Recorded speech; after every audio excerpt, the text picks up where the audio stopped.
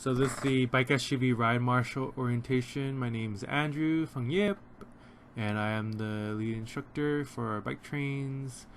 And just to start off, I want to let you know that we're going through the slides fairly quickly, but this is really meant as a short commentary. You're free to just pause the video, read it through, read the slides, and study it yourself. So this is the agenda and the list of contents that we're going to be going through. So we're no longer pedestrians, we're vehicles on the road, so keep that in mind. We will obey all traffic rules. We're not corking red lights, we're not running intersections. This slide is really just to show that it's really 50-50 in terms of who's at fault. So we as bicyclists need to keep that in mind as well.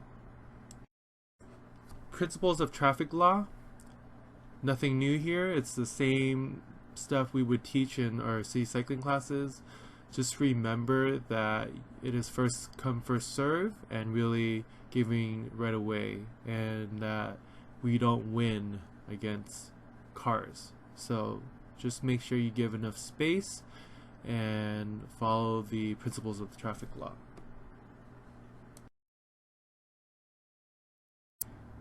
We will see all three classes here in the SGV, including the river pass. So just keep in mind that we will be going on and off different classes of bike infrastructure.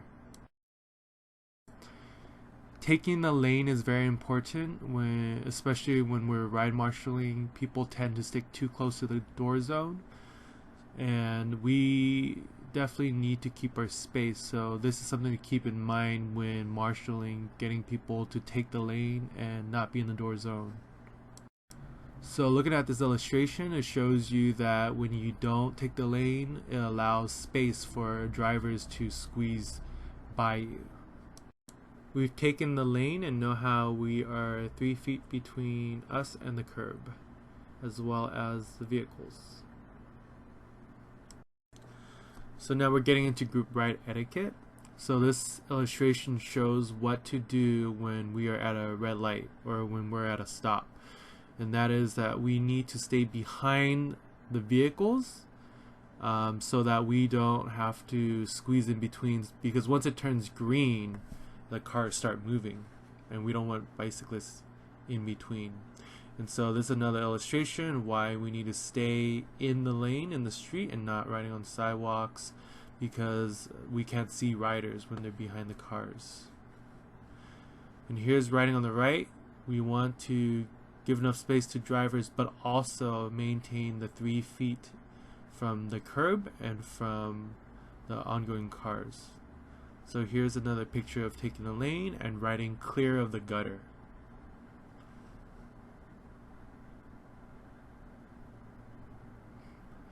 And another important thing is to not have riders weave in and out or between parked cars, because oncoming cars won't see the riders. So changing lanes safely, you can pause and take a longer look at this. It's pretty, self-explanatory and merging. And so this is a little video illustrating a lot of the group etiquette stuff that we were talking about. So this is what happens when we merge from the front instead of from the back. And this is the correct way to merge. So usually the lead marshal will signal through radio or from hand gestures to the sweep to merge first. And what that does is it blocks out the traffic that is coming from the rear, allowing the entire group to safely merge over. Because when you do it from the front, you're going to allow cars to come into the direction you're going and cut off riders, and it's a dangerous situation. So this is a video, a really good video illustrating what to do and how to properly merge and change the lanes.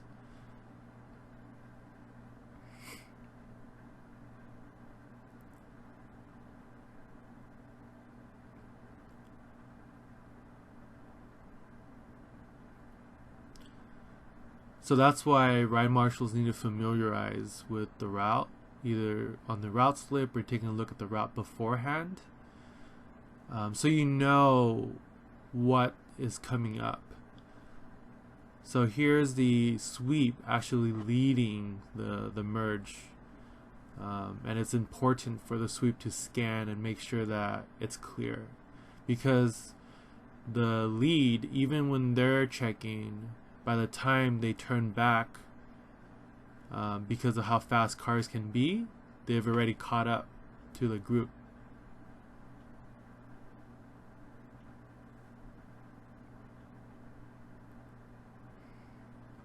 See, the leads are taking the lead from the marshals in the back, because they're closest to the oncoming cars and they're able to check more clearly whether it's safe to merge or not.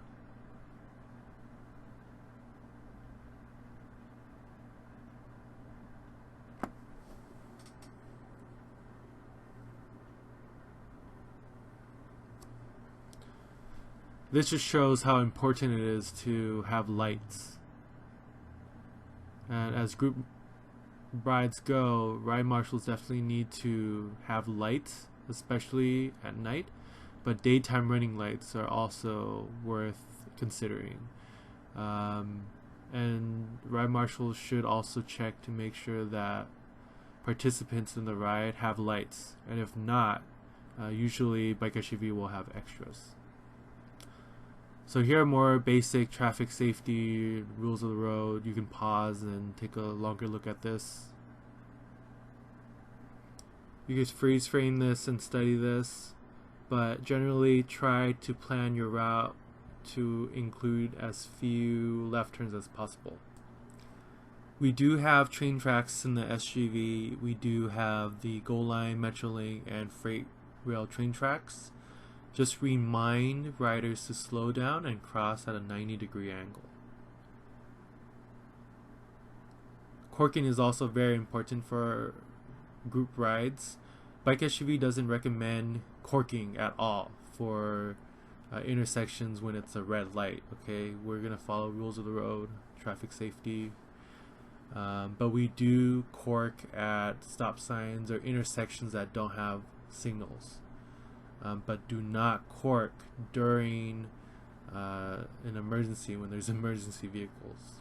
So this is just an illustration of how that's done.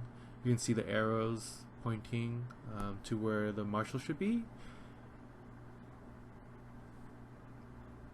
Feel free to freeze frame this, but also it illustrates how marshals relieve each other. So the lead marshal will continue. BikeSGV stops at all red and yellow lights, and this is to prevent people from riding into the intersection when it's red. I would say the top obstacle or hazard would be potholes in the SUV, as well as debris. So just stay out of the gutter and we should be okay. And make sure you call out obstacles. So these are voice commands. You can pause this and study it. Also familiarize with the hand signals. Marshal kits, we require marshals to have tire levers, spare tubes, and a pump for themselves, and to wear a helmet as well as a reflective vest. For the equipment or additional equipment that you don't have, you can always check out the equipment from BikeSGV for free. We also have a lot of special bikes, including pedicabs, trailers, and a fleet of electric bikes. Just keep in mind that during the ride you may have these on the route. So you should try to keep space between yourself and these bikes. We do have passengers in them. So basic route planning, mileage is important, temperature is important, keeping in mind how hot or how cold it is. And the mileage does make a difference, because if you do a 20-mile ride, you will probably not get a lot of kids, but when you do, then that's an issue, because not a lot of them can make it. So make sure you plan with that in mind, not just on how well you ride. Topography like hills, inclines, I would say this is very important, more important than actually planning the mileage, because you can have 20 miles flat and a lot of people can make it, but once you add steep hills, then people will drop out. So keep in mind your rider audience. Aim for calm residential streets or streets with low traffic and low speeds. You can actually check Google Maps on how many cars or how fast that street is on any given day and time. So that's a very useful tool. And you also can check Map My Ride for topography, so hills and climbing maps. And you should definitely scout the route, especially if it's a new route you've never done before. So this picture is of us in front of a restaurant, and that street is actually closed because of construction. So we scouted that and we planned it so that we use that little pocket of blocked off space as a little parklet. So you can find little gems like that on you. So this is the basic Ride Marshals assignments in order. BikeSGV, we usually assign the roles of marshals and what they carry, like radios or first aid kits. And then we actually split this group into 3. So we have a lead and a sweep for each group. And this is so in case any part of the group is split up, they know what to do. So each group becomes their own little mini group ride until they catch up, or until we enter a rest stop and we could regroup. So you can see this is how we divide it. You can freeze frame this and read the instructions. We usually have the front ride lead and the sweep at the end. So no one passes the lead and no one rides behind the sweep. And that's the most basic plan for ride marshaling. And radios you don't have to worry too much about unless you are a staff of BikeSGV. Usually only BikeSGV actually uses radios anyway, so but just study this if you do have a radio. So like I said, we went through this pretty quickly, narrated it fairly quick, so but feel free to freeze frame this. This is really just a side commentary. You can freeze frame and just read through the slides. If you have any questions, you can contact me, Andrew, at BikeSGV.org. Thanks.